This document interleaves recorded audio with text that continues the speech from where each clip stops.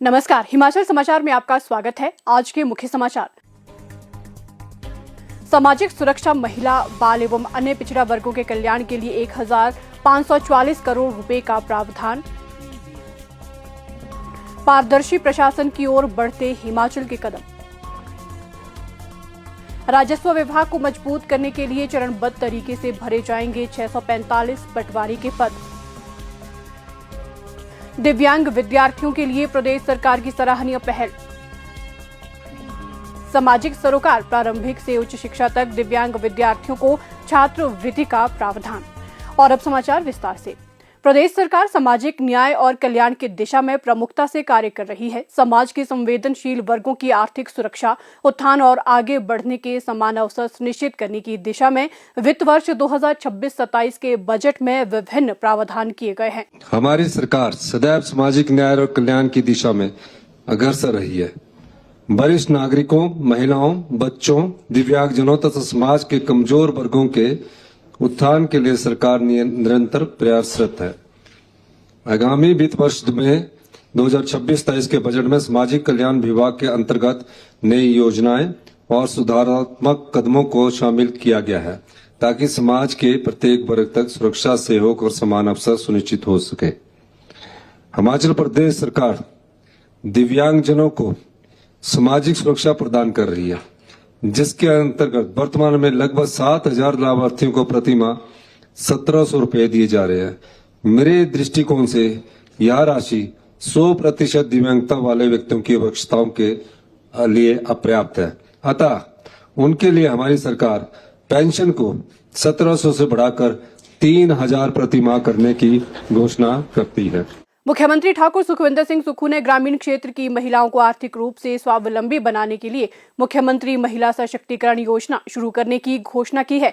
योजना के अंतर्गत ग्रामीण क्षेत्रों की पात्र महिलाओं को डेयरी, मुर्गी पालन, फूड प्रोसेसिंग, ब्यूटी पार्लर इत्यादि विभिन्न स्वरोजगार इकाइयां स्थापित करने के लिए हिमाचल प्रदेश महिला विकास निगम के माध्यम से अनुसूचित बैंकों द्वारा 3 लाख रुपए तक का ऋण उपलब्ध करवाया जाएगा। इस ऋण पर देय ब्याज का 4% राज्य सरकार द्वारा वहन किया जाएगा। इसके अतिरिक्त मुख्यमंत्री कन्यादान योजना और मुख्यमंत्री शगुन योजना का एकीकरण कर शुभ विवाह योजना के तहत पात्र बालिकाओं को 51,000 रुपए की वित्तीय सहायता प्रदान की जाएगी। प्रदेश के बाल देखरेख संस्थानों में बेहतर सुविधाएं प्रदान करने के उद्देश्य से कई पहल की गई हैं। इस क्रम को आगे बढ़ाते हुए बाल आश्रम घुमारवी, सुजानपुर, कल्पा, साहो, गरली, कुल्लू, सुंदरनगर, टुटीकंडी तथा कोटला बड़ो के संस्थानों का 18 करोड़ रुपए की राशि से सुदृढ़ीकरण किया जाएगा। सुंदरनगर स्थित विशेष योग्यताओं वाले दिव्यांग बच्चों के संस्थान की सीटों की क्षमता को 150 से बढ़ाकर 200 किया जाएगा। इसके अतिरिक्त मानसिक बीमारी से ठीक हो चुके व्यक्तियों के पुनर्वास के लिए 2 नए हाफ वे होम स्थापित किए जाएंगे। बजट में सामाजिक सुरक्षा, महिला, बाल एवं अन्य पिछड़ा वर्गों के कल्याण के लिए 1540 करोड़ रुपए का प्रावधान किया गया है। सूचना प्रौद्योगिकी प्रशासन में तकनीकी दक्षता सुनिश्चित करने के साथ साथ सार्वजनिक डिजिटल अधोसंरचना को मजबूत करती है और इससे पारदर्शी प्रशासन सुनिश्चित होता है। वित्त वर्ष 2026-27 के बजट में डिजिटलीकरण की दिशा में विशेष प्रावधान किए गए हैं। हमारी सरकार राजस्व विभाग को आधुनिक, पारदर्शी और नागरिक केंद्रित बनाने के लिए ठोस सुधारात्मक कदम उठा रही है। लैंड रिकॉर्ड्स का डिजिटलीकरण, ऑनलाइन सेवाओं का विस्तार और किसानों के लिए एकीकृत डेटाबेस का निर्माण हमारी प्राथमिकताओं में है। राज्य में राजस्व न्यायालयों के लंबित मामलों को कम करने के उद्देश्य से हमारी सरकार ने अक्टूबर 2023 से प्रत्येक माह के अंतिम 2 कार्य दिवसों में तहसील स्तर पर राजस्व लोक अदालतों का आयोजन का निर्णय लिया है। इन लोक अदालतों के दौरान अब तक लगभग 4,82,000 इंतकाल, 31,000 तकसीम, 54,000 निशानदेही और 15,000 दुरुस्ती संबंधी मामलों का निपटारा किया जा चुका है। इस दिशा में एक कदम और बढ़ाते हुए जनवरी 2026 से विशेष राजस्व लोक अदालतें आयोजित करने का निर्णय लिया है, जिससे फरवरी 2026 तक तकसीम पार्टीशन के 4000 और दुरुस्ती करेक्शन के 2000 मामलों का निपटारा किया जा सके। सरकार के इस कदम से राज्य में राजस्व मामलों के निपटान में अभूतपूर्व तेजी आई है और लंबित मामलों की संख्या में उल्लेखनीय कमी दर्ज की गई है। यह प्रक्रिया आगे भी चलती रहेगी। ये हमारे समय हुआ, नहीं तो म्यूटेशन के लिए पटवारी और कान को चक्कर लगवाते रहते थे। हमारी सरकार नागरिक सेवाओं को सुलभ और पारदर्शी बनाने के लिए सब रजिस्ट्रार ऑफिस को पासपोर्ट सेवा केंद्रों की तर्ज पर आधुनिक और तकनीकी सक्षम सेवा केंद्रों में बदलेगी। पिछले वर्ष हमने national generic document registration system लागू किया था और दस्तावेजों की ऑफलाइन रजिस्ट्रेशन व्यवस्था समाप्त कर दी है। ऑनलाइन अपॉइंटमेंट प्रणाली और माई डीड जैसे पेपरलेस डिजिटल प्लेटफॉर्मों से नागरिकों को सुविधा मिली है। अब इन पहलों को आगे बढ़ाते हुए सब रजिस्ट्रार ऑफिस को आधुनिक ढांचे, बेहतर तकनीक और सुव्यवस्थित सेवा प्रणाली से सुसज्जित किया जाएगा।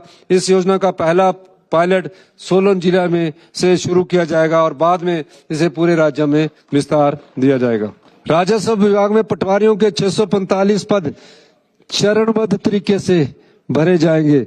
इस प्रति हेतु हिमाचल प्रदेश राज्य चयन आयोग हमीरपुर द्वारा विज्ञापन जारी कर दिया गया है। राजस्व विभाग में ग्रामीण लैंड रिकॉर्ड्स के आधुनिकीकरण एवं डिजिटलीकरण के लिए 2 करोड़ 12 लाख रुपए खर्च किए जाएंगे। विभाग द्वारा लैंड रिकॉर्ड्स में आधार सीडिंग के साथ साथ मोबाइल नंबर एवं एड्रेस की प्रविष्टि की जा रही है। इससे दस्तावेजों की शुद्धता और नागरिकों के साथ प्रभावी संचार सुनिश्चित हो रहा है। राज्य में फार्मर रजिस्ट्री का निर्माण किया जा रहा है, जिससे किसानों का एकीकृत एवं सत्यापित डेटाबेस तैयार होगा। प्रदेश में स्वामित्व योजना के अंतर्गत ग्रामीण आबादी देही क्षेत्रों में रह रहे परिवारों को संपत्ति पर विधिक स्वामित्व प्रदान किया जा रहा है। महिलाओं को सशक्त करने के लिए उन्हें विशेष रियायत देते हुए अब महिलाओं के नाम पर रजिस्ट्रेशन के लिए लगने वाली स्टाम्प ड्यूटी पर छूट का प्रावधान रखा गया है। महिलाओं के लिए 80 लाख से 1 करोड़ रुपए तक की खरीद पर स्टाम्प शुल्क की दर 4% रहेगी।